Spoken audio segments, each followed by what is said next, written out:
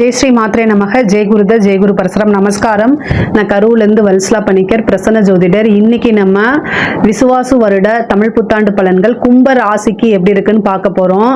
இந்த வருடம் எப்போ பிறக்குது அப்படின்னா 14/4/2025 திங்கட்கிழமை, பிரதமை திதி, கௌளவ கரணம், சுவாதி நட்சத்திரம், துலா ராசியில இந்த வருடம் பிறக்குது. கும்ப ராசியை பொறுத்த வரைக்கும் ரொம்ப நல்லா இருக்கு. குருபலம் ரொம்ப நல்லா இருக்கு.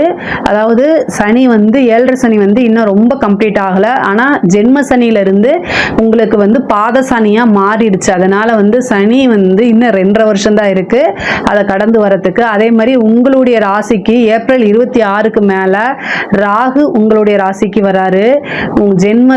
ஜென்ம ராசியில ராகுவும் 7ஆம் இடத்துல கேதுவும் வருது. 5ல குரு வராரு. இந்த குரு வந்து ரொம்ப அற்புதமான பலன்களை கொடுப்பாரு. பொதுவாகவே இவ்வளோ நாளாக இந்த ஜென்ம சனினால ரொம்ப கஷ்டப்பட்டீங்க. இந்த ராகுனாலையும் கொஞ்சம் மன அழுத்தங்கள் இருக்கும். நான் அதை வந்து மாற்று கருத்து கிடையாது. ஆனால் எவ்வளோதான் இருந்தாலும் கும்பராசிக்கு வந்து மிகப்பெரிய லெவலில் ஒரு வில் பவர் இருக்குது. நீங்கள் நிறைய விஷயங்களை வந்து தாங்கி அதை கடந்து வரக்கூடிய சக்தி பெற்ற நபர்கள் வந்து 12 ராசிகளில் கும்பராசிக்கு இருக்குது. பொதுவாகவே நல்ல வில் பவர் கொண்ட ராசின்னு தான் நான் அதை சொல்லுவேன். பிரபஞ்ச ஆற்றல் மிக்க ராசி எது அப்படின்னா கும்பராசி தான். உங்களுக்கு இயற்கையாகவே இது நடக்க போகுது, இது பின்னால் வரும் அப்படிங்கிறது முன்கூட்டியே உங்களுக்கு தெரியும். அந்த விஷயங்கள்லாம் வந்து இந்த காலகட்டங்களில் அதிக மன உளைச்சலை ஏற்படுத்திக்காதீங்க. இப்படி நமக்கு கெட்டது நடந்துருமோ அந்த மாதிரிலாம் நீங்கள் நினைக்காதீங்க. பொதுவாகவே வந்து சந்திரன் மேலே ராகு வரக்கூடியது. ஜென்ம ராகு அப்படிங்கிறது வந்து கொஞ்சம் மன அழுத்தங்களை கொடுத்தாலுமே பொருளாதார ரீதியாக நல்லா இருக்கு. ஆனால் குருவும் உங்களுக்கு பார்க்கறதுனால அது யோகமாக மாறிடுது. இந்த குரு வந்து 1 வருஷத்துக்கு உங்களுடைய ராசிக்கு 5ஆம் இடத்துல இருந்து உங்க ராசியை பார்க்கறாரு. அதே மாதிரி 9ஆம் இடத்தையும் பார்ப்பாரு. அது வந்து ரொம்ப நல்லது. 11ஆம் இடத்தையும் பார்க்கறாரு. அதுவும் ரொம்ப நல்லது. அதனால மிகப்பெரிய லெவல்ல நீங்க பயப்படணும்னு அவசியம் இல்லை. சனி 2ஆம் இடத்துல இருக்கனால பேசக்கூடிய வார்த்தைகள்ல கவனமாக இருக்கணும். முக்கியமா உங்களுக்கு சந்திராஷ்ட காலகட்டங்கள், சந்திராஷ்டமம் வருது இல்லையா, அந்த காலகட்டங்கள்ல உங்களை கோவப்படுத்தணும், உங்களுக்கு கெட்ட பேர் வாங்கி கொடுக்கணும் அப்படிங்கிறதுக்காகவே சனி வந்து ஒருத்தர் அனுப்பிச்சுட்டு உங்களை கோவப்படுத்துவார், படுத்து அப்படின்னு. அதுக்கெல்லாம் நீங்க உஷாருன்னு மனசுக்குள்ள பாடிக்கிட்டு ரொம்ப உஷாரா இருக்கணும். நீங்க வந்து உங்களை நம்பி இருக்கவங்களுக்காக நீங்க நிறைய டெடிகேட்டடா இருப்பீங்க. அவங்களுக்காக தான் வந்து வாழ்றீங்க. இது எல்லாமே உங்களுக்கு தெரியும். ஆனா அவங்க இந்த காலகட்டத்தில் அதை புரிஞ்சுக்க மாட்டாங்க. இருந்தாலுமே நாட்கள் செல்லும் போது உங்களுடைய அருமையை அவங்க புரிஞ்சுக்குவாங்க. அதனால மன உளைச்சல் ஆகாதீங்க. மிகப்பெரிய லெவல்ல உங்களுக்கு எக்கனாமிக்கல் மாற்றம் நல்லா இருக்கு. நீங்க வந்து எடுக்கக்கூடிய ஒவ்வொரு முயற்சியுமே சக்சஸ். ஆனா இந்த ராகு வந்து பாத்தீங்கன்னா அன்நேச்சுரல் பிசினஸ், அதே மாதிரி வந்து பாத்தீங்கன்னா இந்த கெமிக்கல் இண்டஸ்ட்ரி, ஐடி ஃபீல்டு, இதுக்கெல்லாமே வந்து நல்லது படுத்தி விட்டுரும், வளர்த்தி விட்டுரும். ராகு வந்து ஒரு விஷயத்தை வந்து வளர்த்தி விடும். அதனால அதே மாதிரி ஹெல்த் சம்பந்தப்பட்ட விஷயங்களில் கவனமாக இருக்கணும். தொழில் ஸ்தானத்தை பொறுத்த வரைக்கும் உங்களுக்கு தொழில் ஸ்தானத்துக்கு வந்து சனியோடைய பார்வையோ ராகு கேதுவோ குருவோ எதுவுமே பார்க்கல. தொழில் நல்லபடியாக நடக்கும். தொழில் மூலியமா நல்ல வருமானம் 2ல சனி வந்திருக்கு. வருமானத்துக்குன்னு ஒரு கிரகம் வந்து கொடுக்கும். சிறு சிறு தடை தாமதத்துக்கு அப்புறம் கொடுக்கும். ஆனால் அது நல்லது. ஆனால் 11ல வந்து குரு பார்க்குது. 11ஆம் இடம் லாபஸ்தானம், அதை குரு பார்க்குது. தொழில் மூலியமா நல்ல லாபம் கிடைக்குமானா தாராளமாக கிடைக்கும். குபேரனுக்கு ஒப்பான நிதிநிலையை குறிக்கக்கூடிய இடம் 11. அந்த இடத்துக்கு குருவுடைய பார்வை வரனால உங்களுக்கு நீங்க நினைச்ச விஷயங்கள், உங்களுடைய எண்ணங்கள் ஈடேறக்கூடிய காலகட்டம் தான்.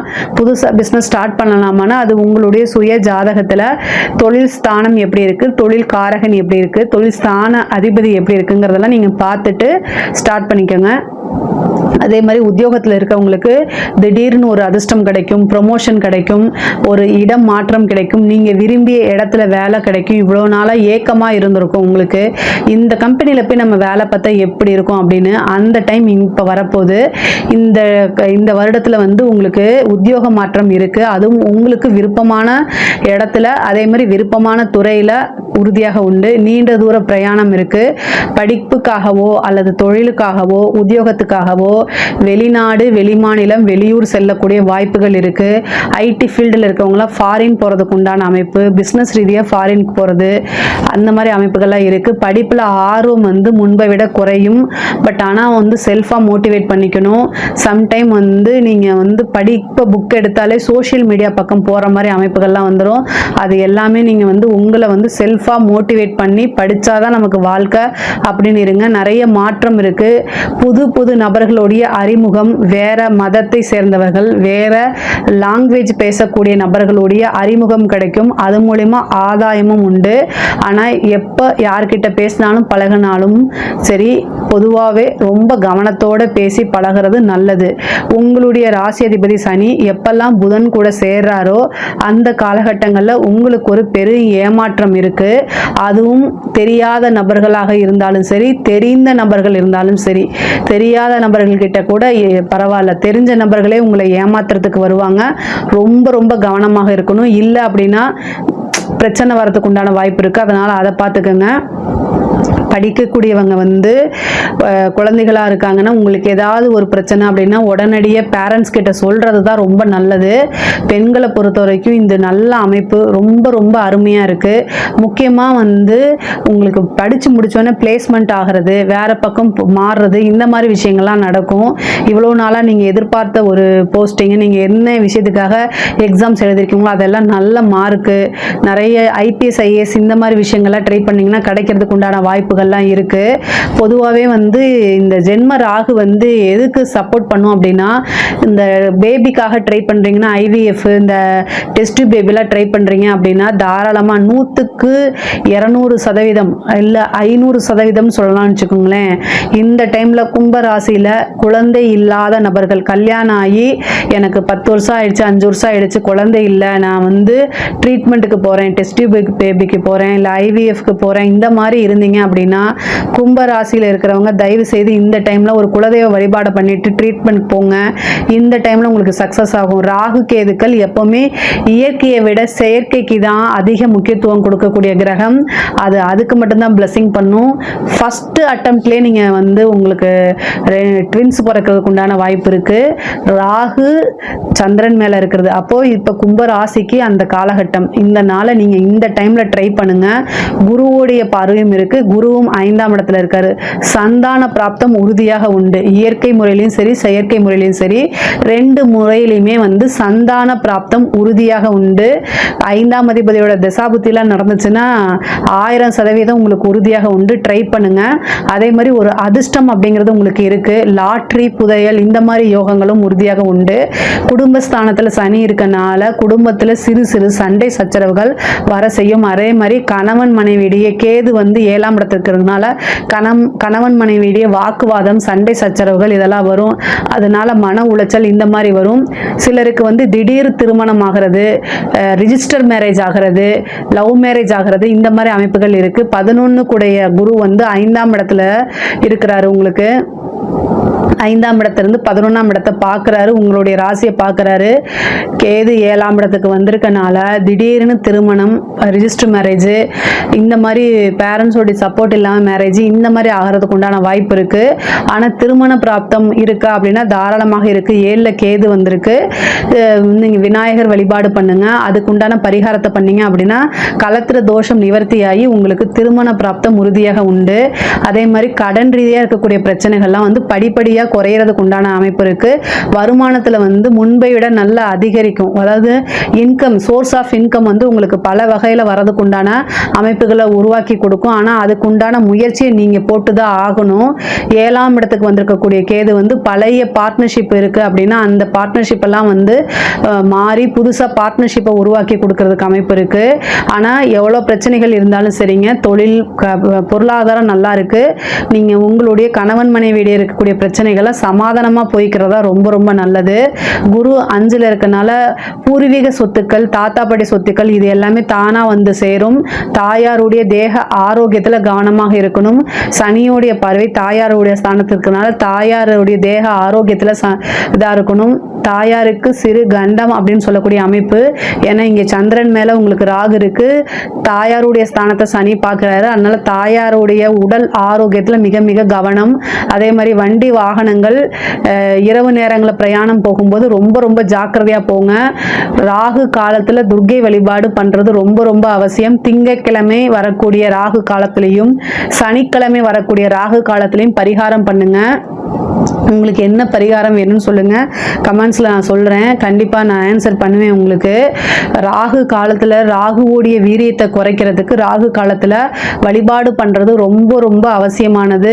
கோர்ட்டு கேஸு பிரச்சனைகள் இருக்குது அப்படின்னா அது எல்லாமே சால்வ் ஆகி உங்களுக்கு ஃபேவராக மாறுறதுக்கு உண்டான அமைப்புகள் இருக்குது. கலைத்துறை சம்மந்தப்பட்டவங்களுக்கு மிகப்பெரிய லெவலில் பிரம்மாண்டமான வளர்ச்சி. கலைத்துறை அப்படிங்கிறவங்களுக்குலாம் மிகப்பெரிய, ஏன்னா ராகு வந்திருக்கனால அதை உயர்த்தி விடுவார். மீடியா ஃபீல்டுனா சொல்லவே வேண்டாம், மிகப்பெரிய லெவல்ல யோகம் உங்களுக்கு இருக்கு. குருவும் இருக்கனால உங்களுடைய அந்த வளர்ச்சிங்கிறது உங்களுடைய வாழ்க்கை முடிகிற வரைக்கும் நீங்க மிகப்பெரிய பிரபலமாகவே இருக்கக்கூடிய அமைப்புகள்லாம் இருக்குது. இந்த டைமை கரெக்டாக யூஸ் பண்ணிக்கோங்க. பெரிய பெரிய பாராட்டுகள் அங்கீகாரங்கள்லாம் கிடைக்கும். உயரிய விருதுகள்லாம் கிடைக்கிறதுக்கு உண்டான அமைப்பு இருக்குது. அரசாங்க துறையில் இருக்கிறவங்க, அரசாங்க அதிகாரிகள் ரொம்ப கவனமாக இருக்கணும். உங்களுக்கு பனிஷ்மெண்ட் வாங்கி கொடுக்க உங்களை சுற்றி இருக்கக்கூடிய நண்பர்கள் தயாராக இருக்காங்க. உங்களுடைய எதிரிகள் உங்களை ஒருபோதும் பழிவாங்க மாட்டாங்க. உங்களுடைய நண்பர்கள் மட்டுமே உங்களை வாங்குவாங்க. ஏன்னா கும்பராசிக்கு அது இயல்பாகவே இருக்கு. ஏன் தெரியுமா? கும்பராசிக்கு 5 குடையவரும் 8 குடையவரும் ஒருவரே போறாரு. யாரு? புதன். புதன்னா நண்பர்கள். அதில் மேல் ஃபீமேல் 2 வெர்ஷனும் இருக்கு. ஸோ அதனால நண்பர்கள் கிட்ட எப்பவுமே ஜாக்கிரதையா இருங்க. இந்த காலகட்டங்களில் புதன் எப்பெல்லாம் சனியை பார்க்குதோ, புதனும் சனியை எப்பெல்லாம் சேருதோ, இந்த 1 வருட காலத்துக்கு ரொம்ப ஜாக்கிரதையா இருங்க. யாருக்கிட்ட? உங்களை சுற்றி இருக்கக்கூடிய நண்பர்கள் கிட்ட. அவங்க கூட ஜாலியாக பேசுங்க, பழகுங்க. உங்களுடைய சீக்ரெட்ஸை எதுவும் பகிர்ந்துக்காதீங்க. உங்களுடைய பிரச்சனைகளை எதுவுமே பகிர்ந்துக்காதீங்க. முக்கியமாக நீங்கள் என்ன தப்பு செய்கிறீங்களோ, தெரியாமல் மனிதனாக இருந்தாலே தவறு செய்வது இயல்பு. என்ன தப்பு செஞ்சாலும் அதை நீங்களே சரி பண்ணுறதுக்கு முயற்சி பண்ணுங்க. ஒருபோதும் நம்பி உங்கள் ஃப்ரெண்ட்ஸ் கிட்ட சொல்லாதீங்க தயவு செய்து. அதனால பிரச்சனை உங்களுக்கு தானே தவிர வேற யாருக்கும் கிடையாது. அதனால ரொம்ப ரொம்ப கவனமாக இருக்கணும்.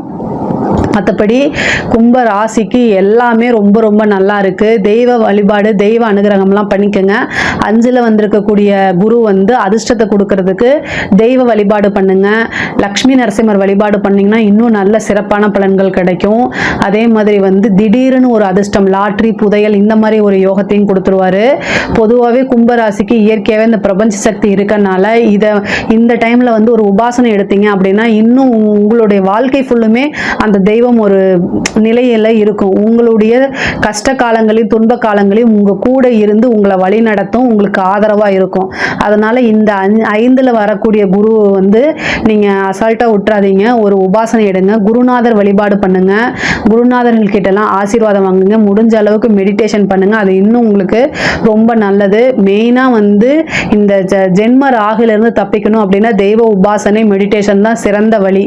இதுல ஏதாவது உங்களுக்கு சந்தேகம் இருக்கு அப்படின்னா கமெண்ட்ஸ்ல கேளுங்க, கண்டிப்பா நான் ஆன்சர் பண்றேன். நம்மளுடைய சேனலை லைக் பண்ணுங்க, ஷேர் பண்ணுங்க, சப்ஸ்கிரைப் பண்ணுங்க. நன்றி, வணக்கம்.